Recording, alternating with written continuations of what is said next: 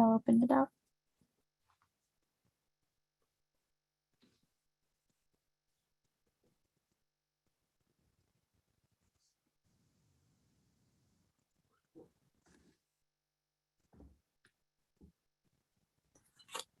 Okay, hi everybody. Welcome. We're going to get started in just a moment. We're just going to give everybody a few more moments to join.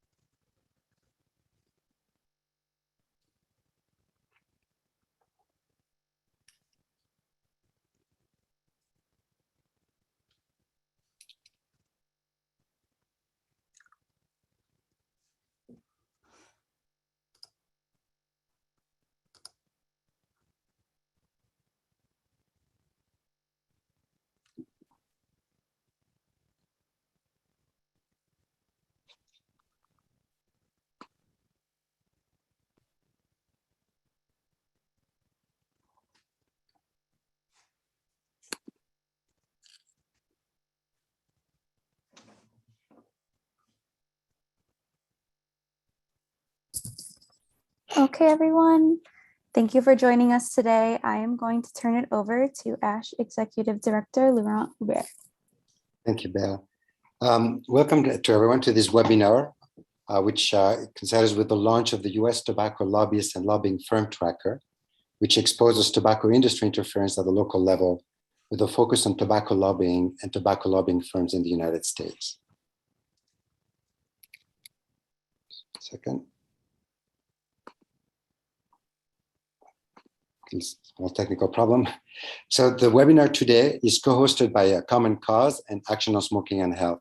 Just give a very, very quick introduction about ASH, in case you're not familiar with it. It was an organization that was formed in the 60s and until about 2000 to focus on non-smokers' rights.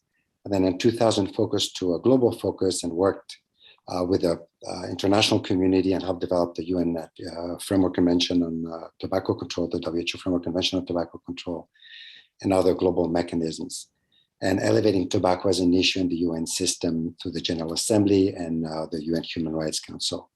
And lately, we're very focused on endgame policies, and most particularly, we're focused on the supply side of tobacco products, and with a focus on phasing out the commercial sale of harmful tobacco products. Before I introduce the speakers, just a very quick housekeeping issue. You can type questions for the panelists using the Q&A box, which is at the bottom of the screen. And you can feel free to direct them to a specific panelist. So we'll start with the first, I'll introduce the first panelist, Doug Matheny, who's program manager at the state for the state and local policy at the Health Promotion Research Center at the University of Oklahoma, Stephenson Cancer Center. And he will set the stage about tobacco industry interference and how this information that on this lobbying tracker is publicly available. Doug, the floor is yours. Well, thank you, Laurent. I've got some slides. I chose a quote from Supreme Court Justice Louis Brandeis from 1913 to kind of start us off. That first slide, let's see, it'll be up there. It is. Sunlight is said to be the best of disinfectants. I think that serves maybe as the theme for my part of today's program anyway.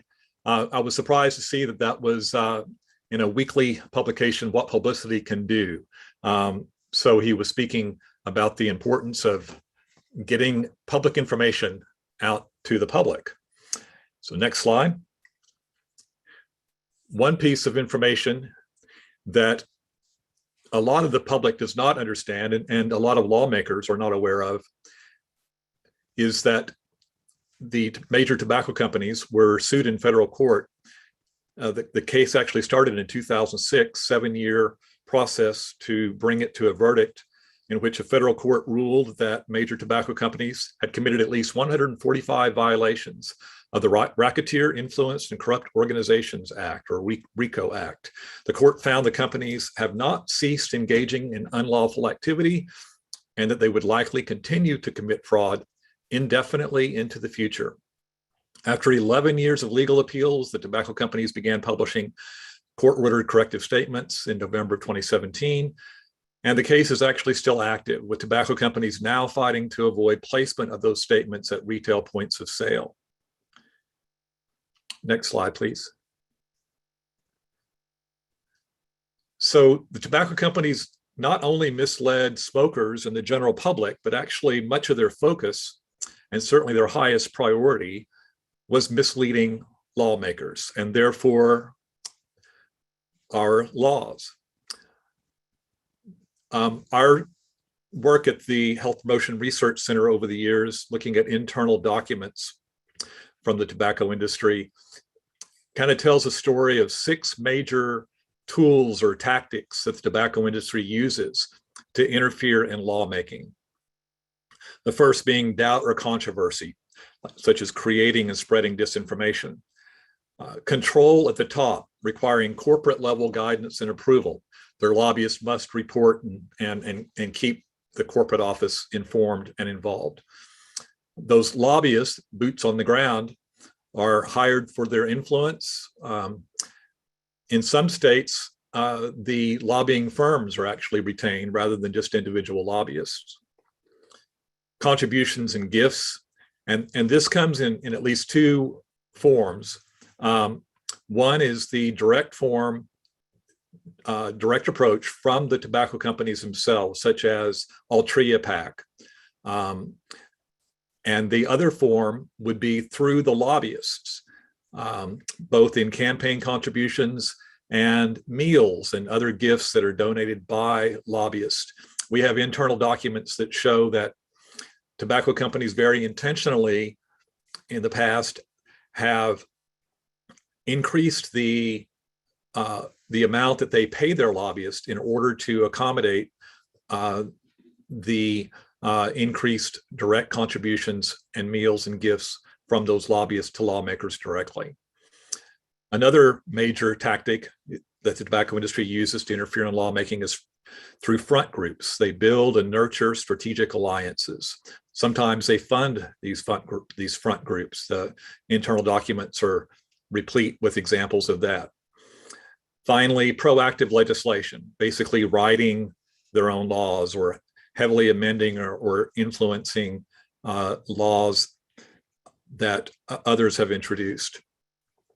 But proactively, they will plan years in advance to target certain states with certain legislation that originates, again, in corporate headquarters. Preemption is a good example of that, where states preempt local laws. That's a favorite strategy of the tobacco industry. And during the 1990s, it was actually their top priority, and it's still kind of their holy grail. And we've seen some renewed activity in the area of proactive legislation to accomplish preemption by the tobacco industry lobbyist in just recent years. Next slide, please. So one rather telling quote we have from the tobacco industry documents is this one from Philip Morris in 1992, where it's stated that public opinion and media coverage are actually only important insofar as they affect the government. In other words, laws. We will never be liked, and what we want is to be ignored. So again, going back to Judge Brandeis' quote, it's our job in tobacco control to shine a light on the tobacco industry, because that really does hamper their ability to impact lawmaking. So kind of have 4 steps in that rationale. So why shine a light on tobacco industry interference? Number 1, the tobacco industry aggressively promotes tobacco use. They even manipulate nicotine levels in order to promote use. They target their ads to make sure that they're attractive to young people in order to keep their share of the market. And of course, all of this has caused tobacco to be the top cause of disease and early death. Number two, the most effective tool for reducing tobacco use is public policy. The two most effective policies are raising price and eliminating smoking in public policy, in public places. But in general, public policy is certainly the overall most important strategy, while programs can work hand in hand with policy to help reduce tobacco use. Number three, the greatest barrier to enacting public policy is tobacco industry interference. And number four, exposing tobacco industry interference limits its influence. There is extensive research on how state campaigns for public policy have been enhanced and strengthened by exposing tobacco industry activities at the Capitol, motives at the Capitol, and basically just shining a light on their operation, where it really makes it more difficult for lawmakers to agree to their requests. Next slide, please. So there have been many good things done in Oklahoma over the years by many people. And I'm going to talk about one of them today because of its being very relative to the Lobbyist Tracker that's being introduced by Ash today. And that's an initiative that started in 2012 called tobaccomoney.com, with a website and a Facebook page. And this is a screenshot from a 2018 post on the Facebook page.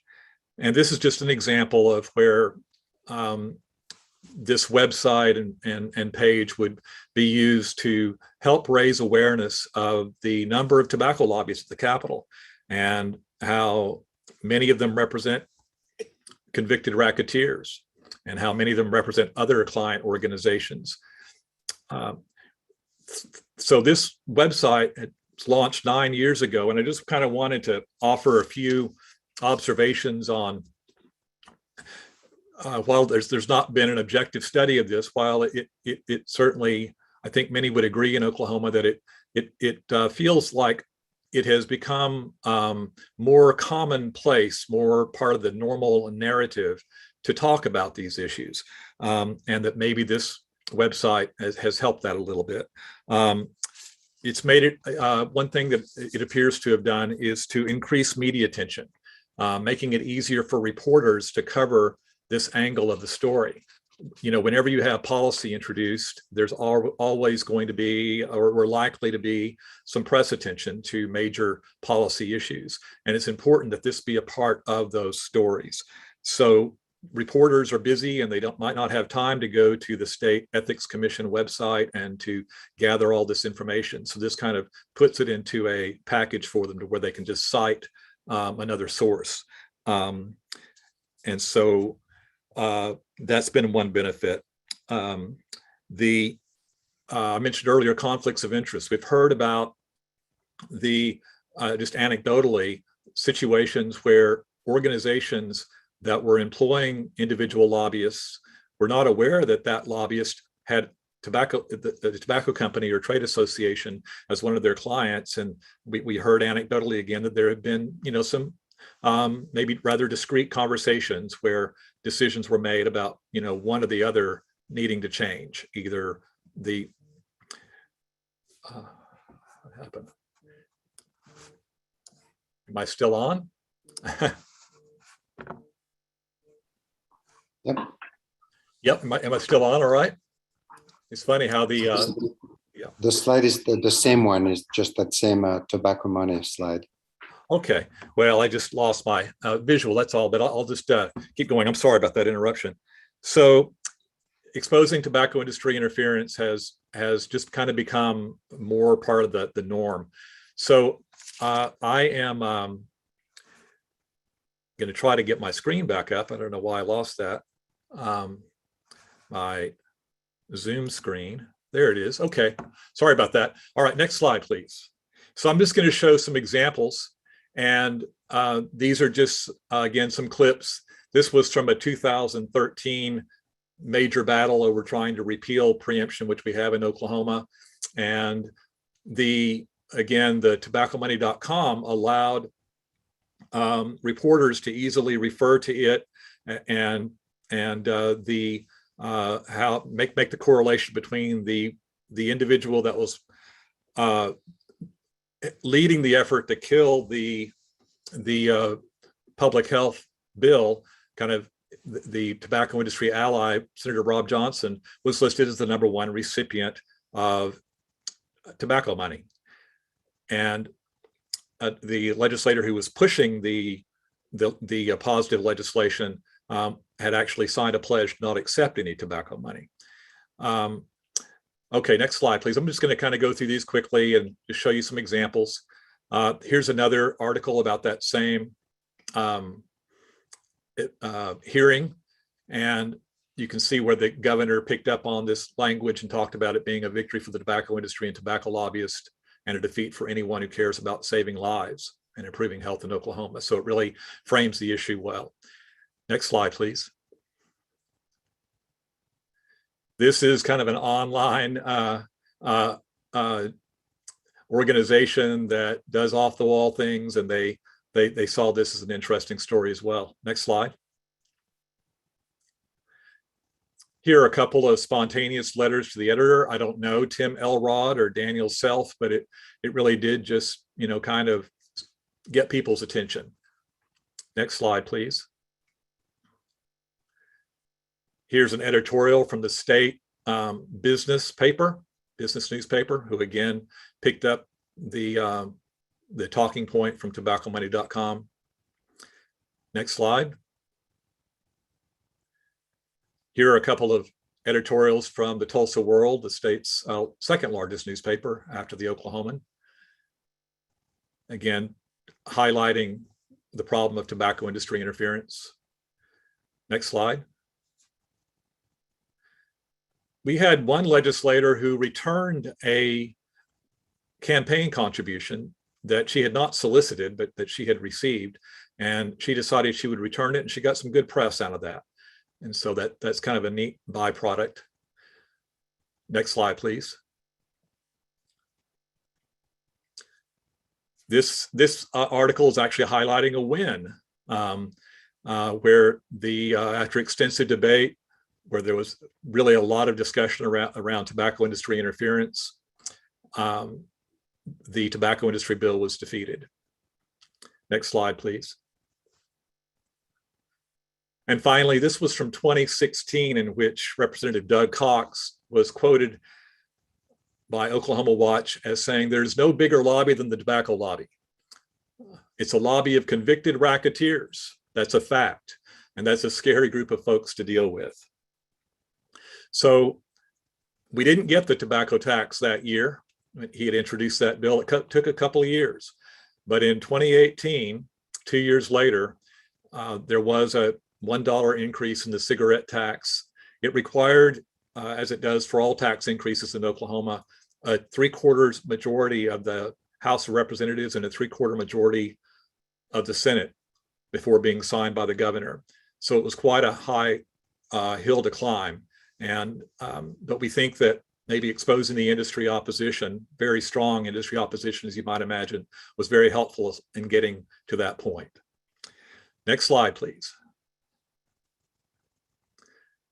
So at this point, I'm very pleased that Gabby is going to be talking about how tobaccomoney.com is basically going national. So thanks to Action on Smoking and Health for expanding tobaccomoney.com to all 50 states. I'll turn it over to Gabby. Thanks. Thank you, Doug. And indeed, so you've provided us with a long list of examples of ways in which the tobacco industry interferes with policymaking at the local level, and you start introducing the tracking tools. So I'm looking forward to hear from Gabrielle Ballweg, who has been working and supporting ASH's human rights policy and programs for a little while. And she's also been working then on this project. So I understand you will introduce us into how this tool can be used by anyone interested in monitoring and looking into interference from the tobacco industry. Gabby, the floor is yours. Thank you, Laurent. And thank you so much, Doug, I really appreciated your presentation and listening to you share about how useful the Oklahoma Tobacco Lobbyist Tracker has been, especially in exposing this tobacco industry interference and incorporating information on registered lobbyists into the public narrative.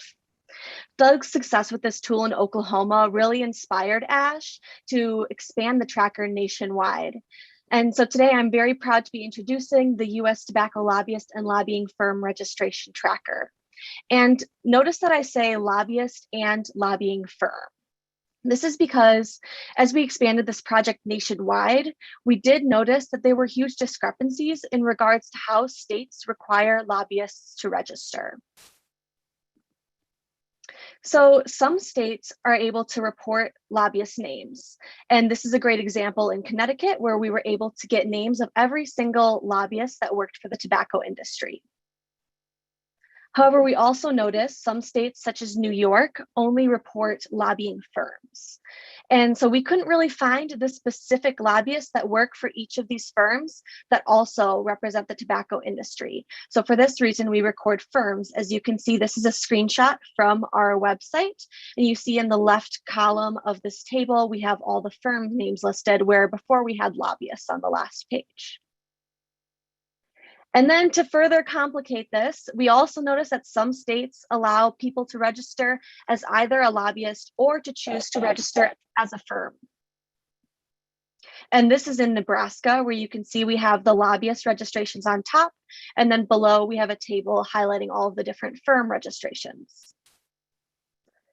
And this is more than just a couple states. It's a widespread issue affecting 13 different states and DC, where they require or allow lobbying firms to register instead of individual lobbyists. And inconsistent lobbyist registration laws across states made it impossible to identify every individual lobbyist who represents industry interests. And when we're forced to count firms over individuals, we notice that a lot of the firms usually employ multiple lobbyists to represent tobacco industry interests. The tobacco industry can then leverage these loopholes in reporting laws in different states, especially these ones, in order to mask the actual number of lobbyists and their names from the public view. And then to complicate the reporting process even more, we also have found that some individual lobbyists and lobbying firms can register to represent more than one tobacco company, trade association, or retailer. And so as you see in red, this tobacco lobbyist, Emily Roderick, is registered to lobby in both Altria and Cigar Association of America. And you'll notice that we put a 1 under Altria and an X under Cigar Association of America to denote that there are 2 registrations.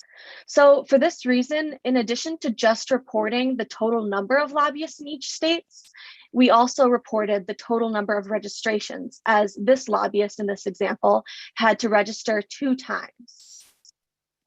By recording the total number of registrations, we were able to get an accurate count of the number of registrations for each different tobacco company, trade association, and retailer that employs tobacco industry lobbyists at a certain period of time in the US. And so to identify the lobbyists and lobbying firm records, they were obtained by visiting the lobbying registration websites for all 50 states and DC. And these are public records that we searched for tobacco companies and the industry trade associations and other known retailers that are currently employing these lobbyists or lobbying firms. And in order to find them, we searched keywords such as Altria and Philip Morris and Reynolds American and Swisher International and Swedish Match. But we also knew that it would be important to search some more general terms to get some of the other trade associations that we might not be able to find usually. And so we used terms such as cigar, tobacco, vapor, vaping, smoking, and any others that were suggested by our local partners in order to identify tobacco industry activity in their respective states. And this is a screenshot from our Lobbyist Tracker webpage, where you can find it's listed under the Research Methods and Limitations tab on the right-hand side. And here you can go and look through and find the detailed information of how we were able to get all of this data. And if you want to find a more comprehensive list of all of these search terms. And I really encourage you all to go and look at your own state. And if you would like to repeat this data, this is the information to do so. And then as you begin to use this tracker, we also really welcome your feedback. So I would like to highlight this feedback button right here, where you can let us know how the tracker has been useful to you in your advocacy. And since all of this data on the tracker represents a snapshot in time, and registrations can fluctuate throughout the year, if you or your organization discover that there are any new lobbyists or lobbying firms in your state that you think should be included in this tracker, feel free to email info@ash.org so we can keep this tool as up to date as possible for your fellow advocates. And this email will also be posted at the end of this presentation and is also located on the feedback tab in the tracker. And so now, after we've researched all the keywords for lobbyists and lobbying firms that represent the interests of the tobacco industry across all 50 states and DC, I'm going to ask you guys a quick quiz question. So if our technical person, Bella, could pull up the quiz. My question is, across all 50 states and DC, how many lobbyist registrations for the tobacco industry were identified? And so I'll give you all a few minutes to put in an answer.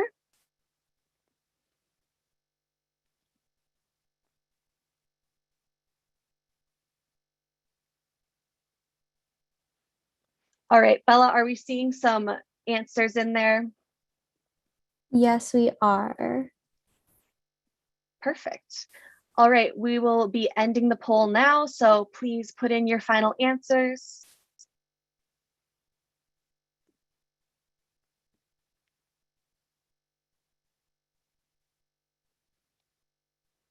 Oh, wow, it was really split. So it looks like the majority of you chose 639, but a lot of you chose 994. That was about 40% of you all. So if we move on to the next slide, you'll notice there were 994, which was a huge number. We were really surprised by this. Well, not extremely surprised, because the tobacco industry does try and get into all the different states, but it was a really big number. And so in 2021, there was a total of 994 state-level lobbying registrations for the tobacco industry that we could identify. And all of these registrations involved at least 918 individual lobbyists or lobbying firms.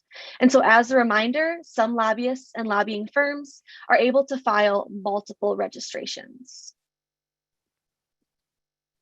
And then of these registrations, about 2/3 or 639 of them represented a tobacco company that was owned wholly or in part by federally adjudicated racketeers. These include companies such as Altria and Reynolds American. And as Doug kindly pointed out to us, these companies were charged after conspiring to conceal health risks and the addictiveness of cigarettes. Many tobacco industry lobbyists who officially represent companies, associations, or outlets that are not specifically part of the RICO case are still likely to work closely with those who are. So policymakers should never trust information provided by lobbyists who work for federally adjudicated racketeers or any of their allies. Altria had a total of 300 registered lobbyists or lobbying firms, and these registrations covered all 50 states and DC. Juul, of which Altria owns a 35% stake, employed a total of 138 registered lobbyists or lobbying firms, covering 49 states and DC. And Reynolds American had a total of 201 registered lobbyists or lobbying firms, covering 49 states. Most tobacco industry lobbyists and lobbying firms also serve a variety of other clients that can include schools or health groups, which can present a big conflict of interest. So for more information about conflicts of interest in your state, I would encourage you to visit your state's lobbying registration website. I also encourage you to review the results of your own states on our tracker. And I'm going to be demonstrating how to use the Lobbyist Tracker, and this tracker is available on ASH's website and also at tobaccomoney.com. So we're going to head over to the website. All right. So here you'll notice this is the home page of our tobacco lobbyist and lobbying firm tracker. And if you scroll down, you're going to see this big map here. And as I put my cursor over, all the names of the states highlight, and I'm from the Midwest, so we're going to look at the Midwest first. If we click on Illinois, you'll notice that there's a small pop-up box, and it says the tobacco industry lobbyist registrations, and also the industry lobbying firm registrations for you to get quick access to all of this information. To go back to the map, you're just going to hit an X. But say I want to know a little more about a specific state. We'll choose Colorado for this example. If I click Colorado and I want to know more than just this high-level information, I can click on the More button. And this will take us to a state-specific page for Colorado. On this page, it's going to list in the top table a list of all of the lobbyist names for lobbyists that work for all of these different tobacco industry and tobacco companies and organizations. And then if we scroll down, we'll also notice that we have a firm table that lists all the different firms for states that do include firms.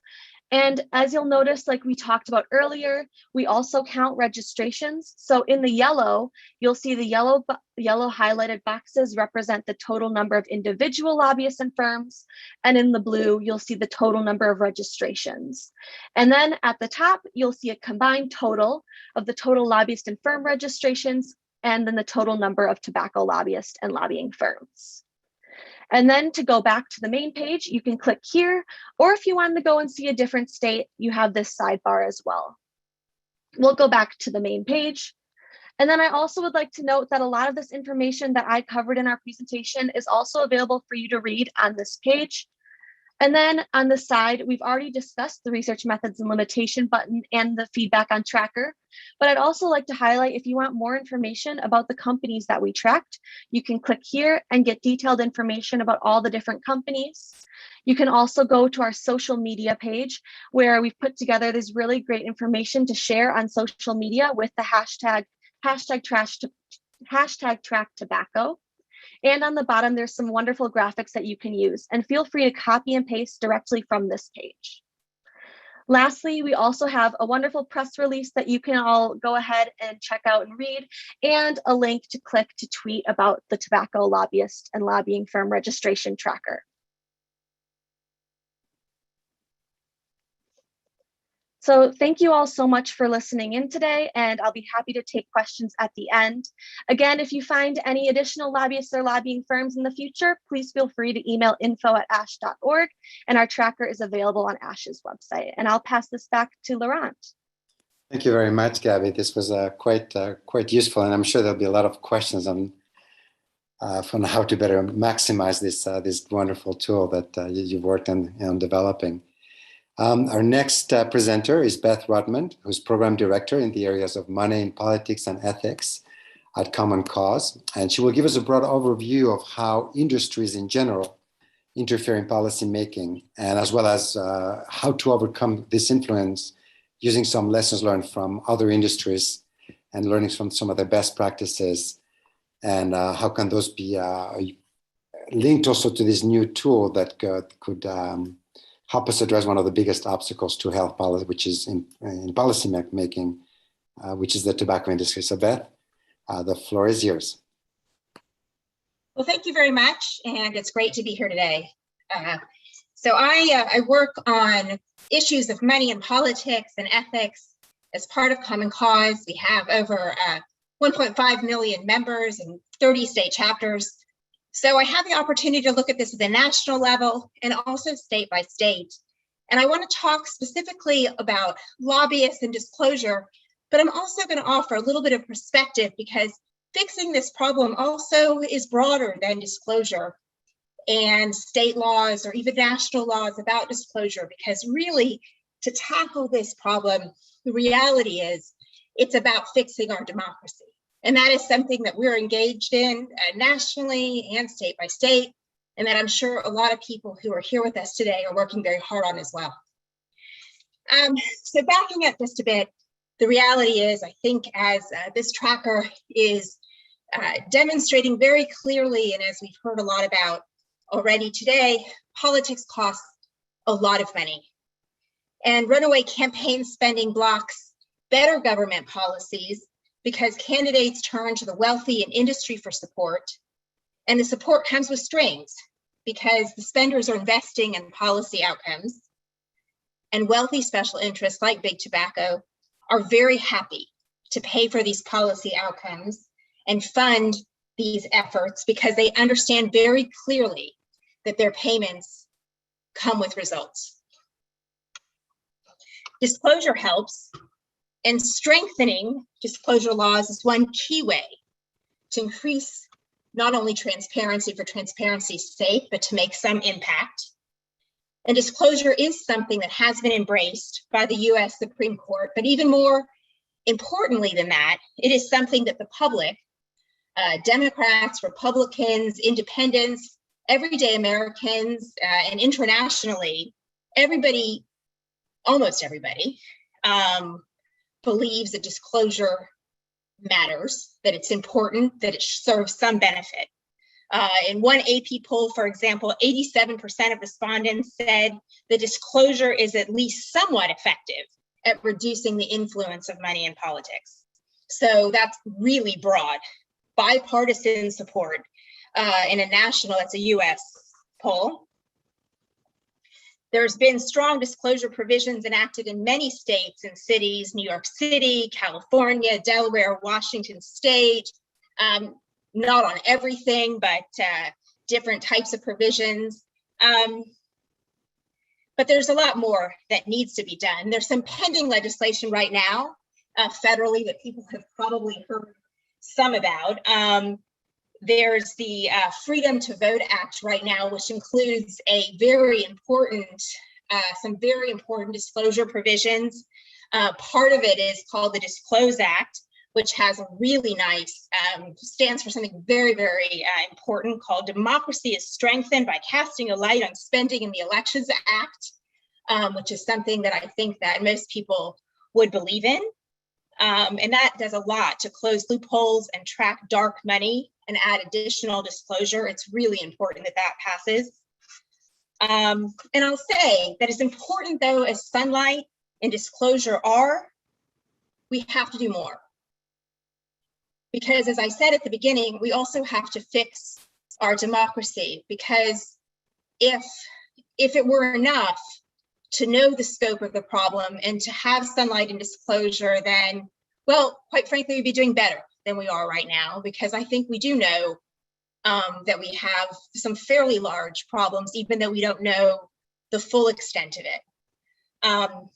So what else do we need to do? First, we do have to register and vote. That's one of our best tools for holding our elected officials accountable, but only if we show up and cast our ballots. And I know that people know a lot has been done across the country to try to make that more difficult in some states, and that's where people have to fight back against that, as people are doing, to make it easier and keep making it sort of to fight back against measures that are trying to make it more difficult for people to vote.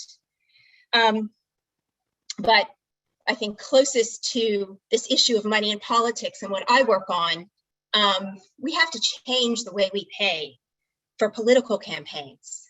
And we are doing that, specifically in some cities and states. And I worked for many years in New York City and also the state of Connecticut, and they both have very progressive programs in how we pay for political campaigns. And this also includes very dramatically reduced roles of lobbyists. For example, in the state of Connecticut, where lobbyists were allowed to give only very, very reduced contributions to anybody participating in a program called citizen-funded elections. They could only take $100. Imagine that, only being able to take $100 from a lobbyist. And in a report that I worked on for Common Cause that looked at the impact of this program over 10 years in the state of Connecticut, we saw dramatically different policies passing in the state when people were freed from the stranglehold of wealthy special interests. And it came out of, by the way, the lobbyists' own mouths that they said they could no longer have guaranteed quid pro quo sort of special interest favors at the end of session. They had to do their jobs. They still had jobs, and they could try to get legislation they believed in, but no more of this, I pay you and try to get people to pay exorbitant sums and I get a quid pro quo deal. So there's a extensive study on the Connecticut program linked to the notice of this program. And that's one way of changing the way that we pay for campaigns. So citizen-funded election programs, like in the state of Connecticut and the city of New York, they step in to create space for different policies.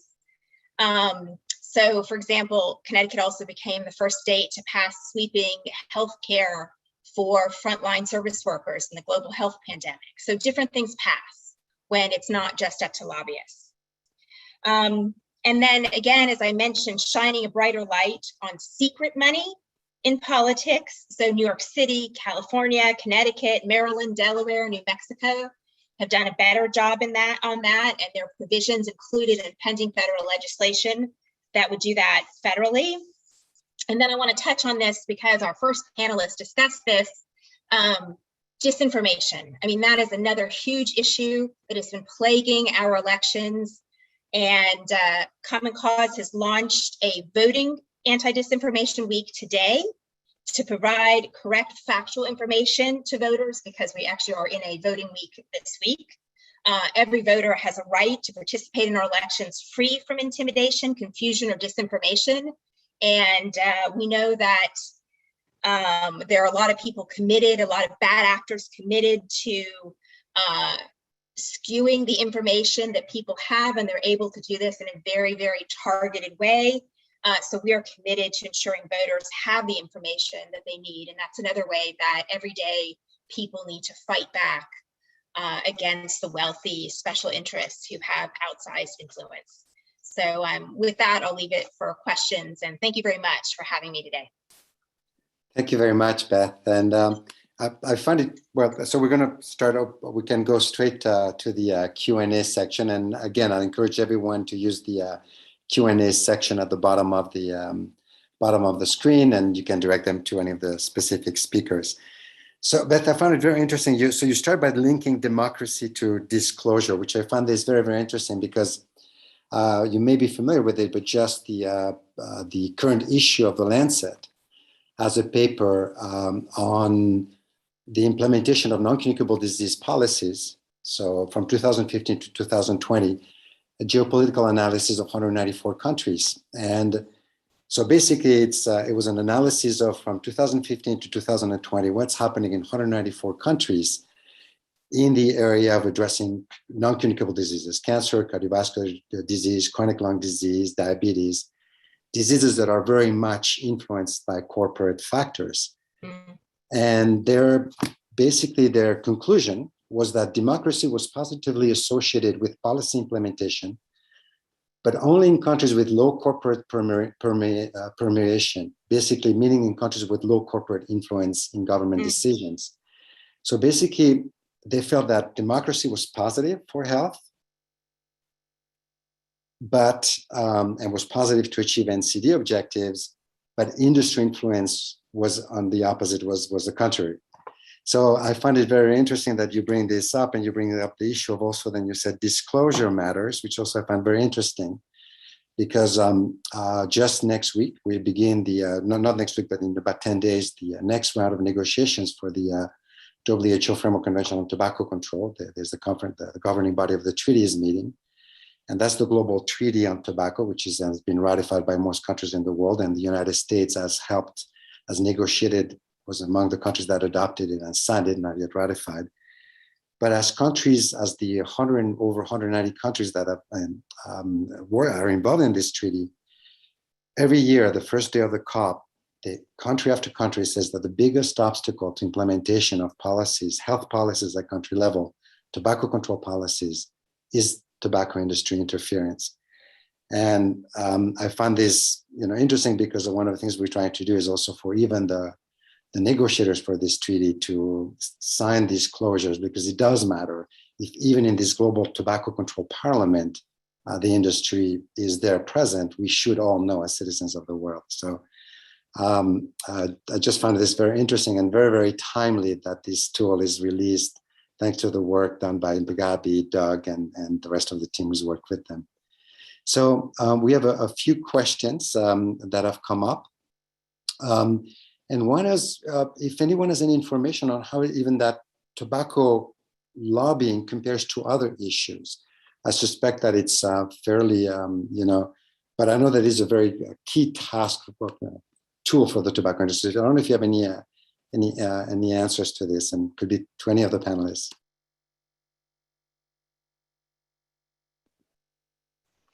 David, you want to? Yeah, for sure. So I can't speak to some other industries such as big pharma, but we did notice that the number of tobacco lobbyists and lobbying firms for the tobacco industry were much higher overall than the number of advocates that we were able to find from our partners. And this is just because they have all that money and influence to be able to pay all of these lobbyists. And so that was something that was really interesting that I noticed as we were doing this research, and also looking at some of our partners in some of these states. Thanks. Beth, did you have any information on this, or would you? Yeah, so we have a very recent report on internet service providers and a little bit older report on the gun lobby. But I can't tell you off the top of my head sort of how the numbers compare. The challenges in tracking these numbers, of course, are all the same as the things that that folks outlined. Because as people mentioned, while every state has some form of registration requirement, what's actually considered lobbying and what's defined as lobbying is different everywhere. And in fact, one of the biggest things I can tell you that's common in all of them is that it's underreported, because for the big part of what the work that goes on behind what's lobbying, the sort of the groundwork and the research, lobbyists have done a great job at making sure that's not included. Doug, you've been tracking for a long time in your state, and this is something you've been doing for a while. Do you have any comparison, and if not, also another thing that I'm interested about is what has been the trend over the years? Well, it's trended up, and it will change even within a legislative session. If there's a hot issue, it's necessary to kind of go back and look every now and then, because they'll register additional lobbyists, and we saw probably a couple of years in the last 9 where it might have gone up, by 3 or 4 lobbyists during session. You saw that one quote from a representative that was about to term out when he said that, so he had been around for a while. Doug Cox, in his statement, said that there's no lobby bigger than the tobacco lobby in Oklahoma. So it's considered to be pretty substantial compared to other industries, I would say. And then, so now a technical question. So someone had asked earlier in the Q&A section if they can look for a specific lobbyist. But so how does one get started? So for example, if you live in a certain states, you're interested, you're like, just want to go and see how is it working in my state? How does one get started? And how does one maximize it on this tool? Yeah, I can start and then I'll let Doug add on. So basically, if you look at our Lobbyist Tracker, you'll notice at the bottom, there's a little link that says source. And if you click on that link, that'll take you to your state-specific website where you can search for specific lobbyist names. If you know someone, you can search for by different industries or areas that they're lobbying, such as taxes or tobacco. Those are big ones that the tobacco industry tends to register under. And then you can also just search for different tobacco companies such as Altria or Reynolds American. And so there's a lot of different ways to do it. And as you noticed in our research methods section as well on the website, you can click there and there's a lot of information about how you can get started in doing that. And then also using our site, if you notice, that you think there's a lobbyist in Texas that you want to look at, for example, you can go to Texas and look through the names and firms and try and find that lobbyist and find more information about who they're working for. Great, thanks. So you have this information, then so you gather that information. I heard, Doug, you said earlier that you've had some successful uses of this information for media, for stories. So I'd be curious to hear from you how you've done that. But also I'd like to hear from you, Beth, on how you've seen it being used by in other areas with other areas of lobbying interference. Doug, do you want to start first? Well, I guess I would say that I had worked at the state health department, had retired in 2011 after being the director of the tobacco control program there for a while.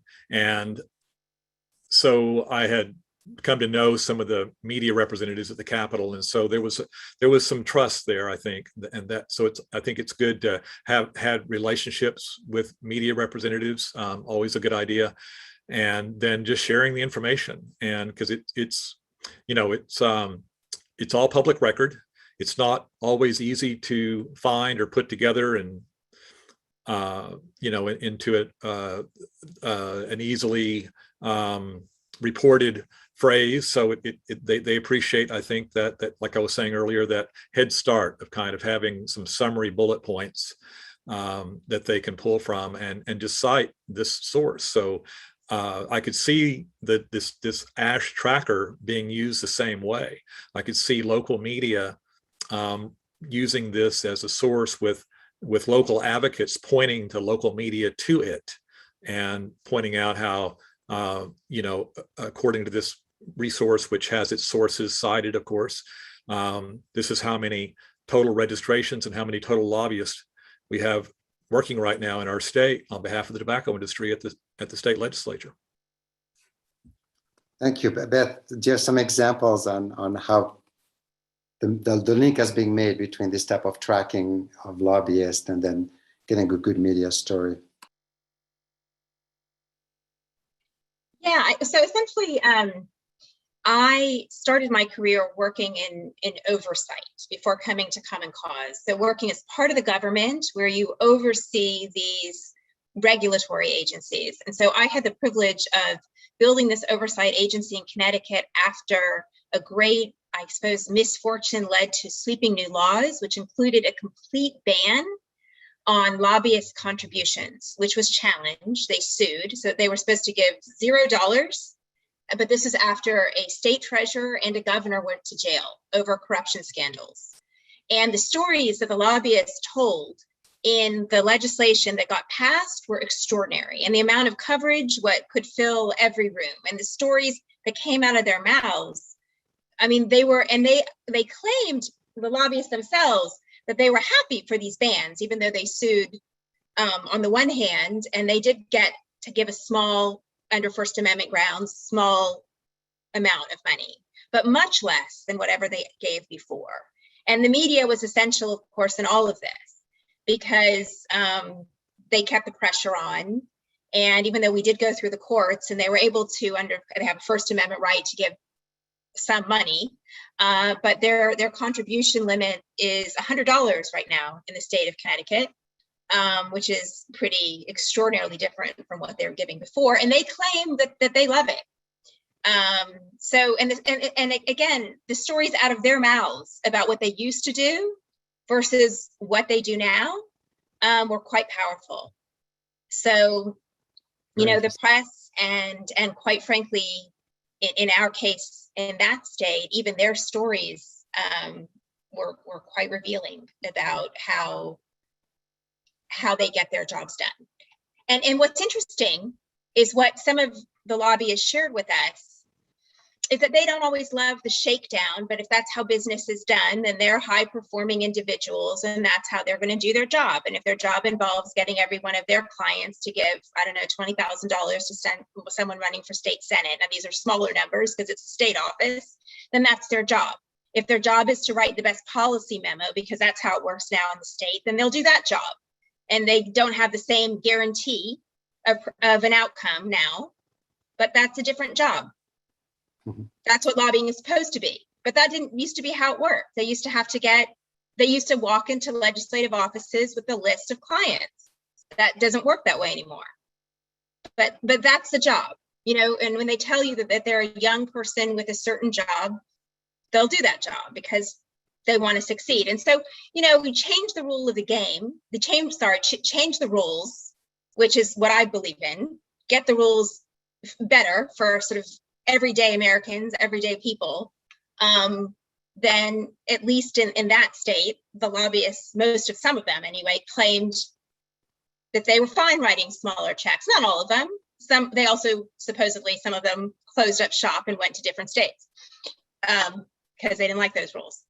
And actually, that rule, basically, there is an article in that treaty that I mentioned earlier, which basically states that there should be no tobacco industry interference in local policymaking. And actually, so then, and that's the next question will be more. And normally, I always have an ASH lawyer on the staff, and just today, there's none of the ASH team members who are lawyers are on the call today, unfortunately. But it's because the next question, which is one that would also could lead to interesting media stories, but it's comes from a lawyer, colleagues from Israel, Amos Hausner, who ask, assuming that tobacco carries criminal liability for a product that kills half of its users who do so as expected by the manufacturers, what will be the role and share of the lobbyists in this criminal liability?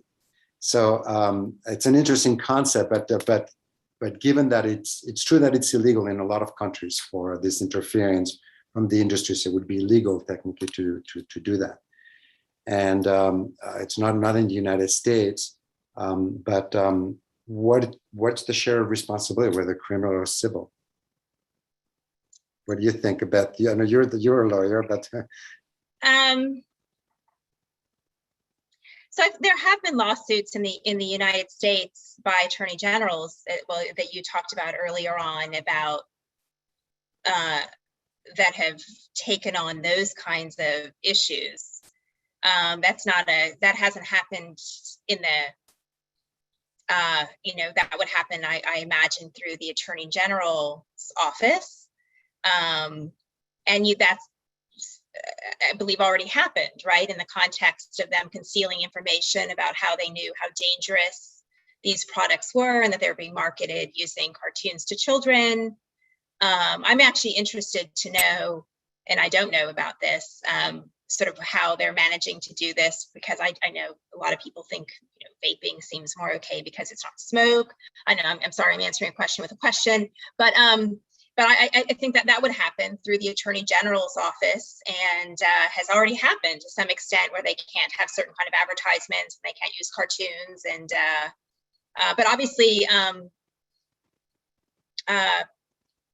that's they still have some great ability to sell their products. So it's not an absolute, and the product is still dangerous. I mean, they're still obviously printing. They now have to say that every one of those packets says that smoking kills. So there are a lot of warnings there, but they're obviously still able to sell dangerous products. So, but not in all the same ways they used to be able to do it before. But I'm certainly not the expert. You guys would know more about that than me. What are your thoughts over there on the responsibility shared also by the role of that it takes of a lobbying firm, at least from a moral perspective, and if not legal, but what in your and Gabby, I'd be interested in your views also. What do you think is their share of responsibility about even engaging in this process? Well, I think that they would probably prefer to not have their registration widely known. So I think that's a little bit of a price that can be paid there just by having people be more aware. I know that inside the Capitol, I think that the culture kind of allows for understanding that lobbyists represent different firms and we're different clients, and they know the individuals and their friends and so forth.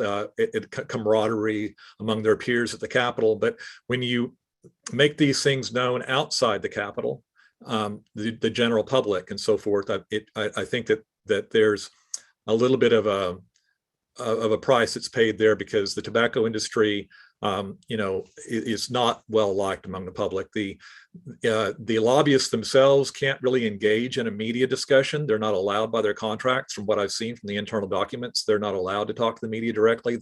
All media requests go directly to the corporate headquarters, while tobacco control advocates can speak to the media directly. So using the media and telling these stories is really a strength that we have over the tobacco lobbyist.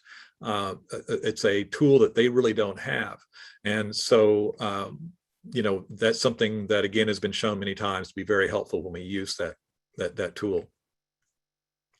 Yeah, absolutely. So this is, one of the points I was trying to get to is that really, I think we can maximize on this as a media tool.